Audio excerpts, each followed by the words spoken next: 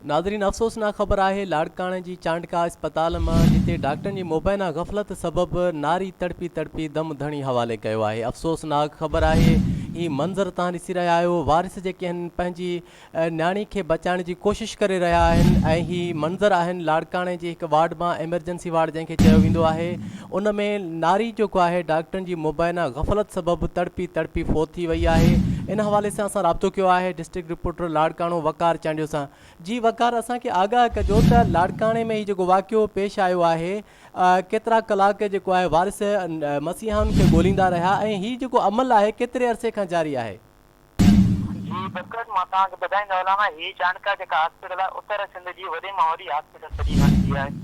हिते पेशेंट तव्हां फुटेज में ॾिसी रहिया आहियो त पेशेंट तड़पी तड़पी रहिया आहिनि।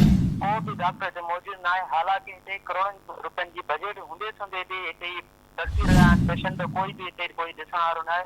ऐं हीअ जेको मामलात आहिनि इहे रोज़ खां वाक़िया अहिड़ा बणियल आहिनि।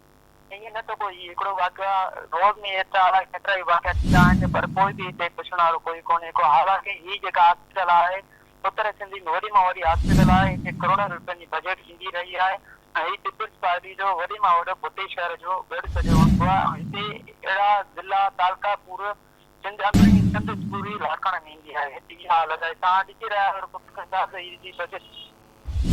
अच्छा वकार, असां सां लाइन ते रहिजो। नाज़रीन, ही अफ़सोसनाक ख़बर आहे लाड़काणे मां। लाड़काणे जी चांडका अस्पताल जेका उत्तर सिंध जी तमामु वॾी अस्पताल ऐं सियासी हवाले सां पाकिस्तान में ख़ासि हैसियत रखंदड़, सिंध में अहम हैसियत रखंदड़ लाड़काणो, जिते शहीदनि जूं मज़ारूं पिणु मौजूदु आहे। VIP मूवमेंट जारी रहंदी आहे। पर इन हवाले सां लाड़काणो जेको आहे मुख़्तलिफ़ अहिड़नि वाक़िया जो गढ़ बणिजी रहियो आहे जिते अफ़सोसनाक वाक़िया पेश अची रहिया आहिनि, पर अञा ताईं उन्हनि वाक़ियनि जो तदारुक हिकिड़ो न थी सघियो आहे। वकार, असांखे इहो ॿुधायो त लाड़काणे जी जेको नारी जा मंज़र आहिनि इंतिहाई अफ़सोसनाक ऐं हाउ ॾारींदड़ मंज़र आहिनि, त अहिड़े क़िस्म जा मंज़र छा OPD में या एमरजेंसी में रोज़ानो जे बुनियाद ते हुजनि था? कंहिं वाक़िए जो नोटिस थियो आहे? कॾहिं कंहिं डॉक्टरनि जी जेको ख़िलाफ़ कार्रवाई थी आहे?